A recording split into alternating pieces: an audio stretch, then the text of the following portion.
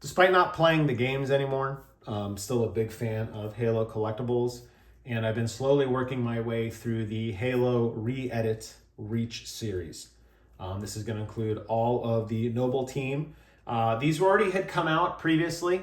If you were an early adopter and you picked it up from some of the bigger toy stores like Big Bad Toy Store or man, there's so many of them. Big Bad's the only one that comes to mind. But if you've been getting these, they do sell like a limited edition variant. Now, if they sell out of them, or rather, if they don't sell out of them, they'll push them to Amazon or other third-party other third-party distributors to pick up and you can get those limited editions. This is not that. So the limited edition usually comes with an additional accessory, a gold visor, a special weapon, or anything. This is just the standard variant.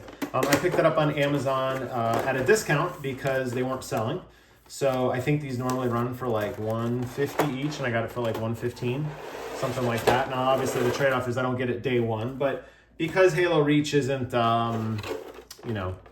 it's Halo as a franchise is going through some growing pains, right?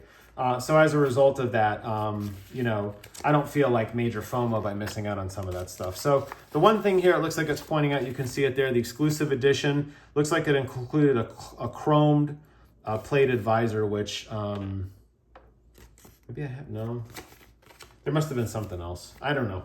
Like I said, they do try to throw in additional things and additional accessories.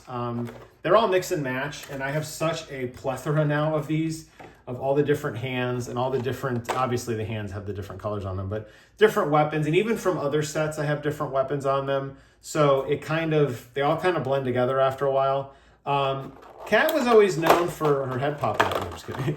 Kat was always known, well, that's kind of, actually, if you think about it, if you know how Kat ultimately meets her demise, it's actually kind of sad. But what I was going to say was, Kat was really known as more of like a pistol user, so I'm kind of surprised they actually only give you the machine gun, but that's okay. We can swap it out if we want. Let's go and take a look at it. The big thing with Kat and what distinguishes her from some of the other members of the team was obviously she was missing her entire right arm. She had a robotic right arm. And I wanted to take a look at that. Now, it has the standard look and feel. One of the things I like about these figures is they're all kind of double jointed. So you can kind of pop their arm out a little bit of socket almost, which gives you more flexibility when you're positioning how they hold their guns, which is really, really nice. As with the other toys in this series, it does have a pretty good set of articulation.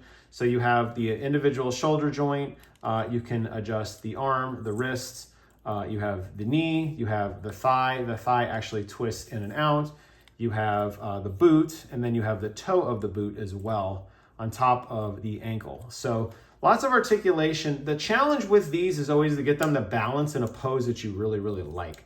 That's where I struggle with them the most, because ultimately you're trying to get in a position where you're trying to have them kneel or do something cool, and it doesn't always work that way.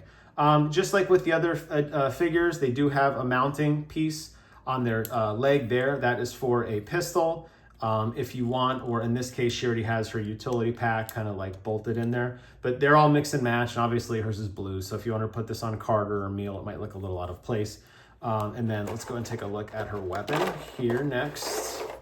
So her weapon, pretty standard weapon. Nice paint job on the stripe there on the gun. They did not, and it's going to be hard for me to show, but they did not include any detailing on the actual display, which honestly, it's so small you wouldn't really expect to see the ammo count. They do include a pull-out pin though, which does mount on their back. There's a hole on their back if you want to mount the weapon there as well, or you can just snap it down and not see it. And then everything else looks good. There's a lot of attention to detail in the grooves on the handle, and even not that the magazine actually pulls out, but you could see where the line would have been as well. And it's really well put together. Even a lot of attention to detail in the edge of the gun there as well, where the barrel comes out and where the flashlight would be and everything. That looks nice. We don't go through every single hand, but they have a ton of hands. Remember, she has a robotic hand, so their hands will look slightly different left versus right because they are, more robotic fingers on one hand, whereas on the other hand, they're a little more traditional. So you have kind of the more robotic knuckle here versus the more traditional gloved hand there. But tons and tons of hands and grips to change out what you want. They're super, super easy. You just basically pull them right out. It's a pin setup. You push them in, and then you can change out the hand for whatever you want. If you wanted to have a fist, or if you want to be holding or pointing or open palm. She doesn't have one, but I believe Carter came with the energy sword. So you have the energy sword knuckle there as well.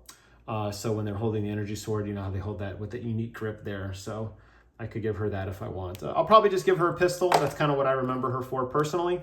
And I don't know what position I'll have her in yet. But really, really nice figure. It's light, which is nice. It's not too heavy. You know, more of the weight, unfortunately, distributed up towards the top because of the way the plastic mold was. So like I said, it's kind of difficult to have her do some of the more advanced posing and some of the, you know, if you really want her to lean, but lots and lots of detail and lots of articulation to get basically the pose that you're looking for. So very, very happy with this figure. I've been collecting them. Like I said, I think I only have 1 or 2 left. I'm trying to think. I think George is the last one I have in order, and then I have the full set, and I'll probably do some final walkthrough of the, kind of the pose I gave them. I'm thinking I'm going to position them similarly to how the Halo Legendary crate figures were, but you know, TBD on that. But that'll wrap up today's video. Just wanted to give you a quick overview of KAT-B320, also known as Noble 2. Rest in peace, Kat. Your service was not forgotten. I will say her death was definitely one of the more shocking ones of the game. I did not see her death coming. And unfortunately, neither did she. But that'll wrap up today's video. Thank you guys so much for watching. Take care of yourselves. And until next time, I will see you guys on the other side. Bye-bye.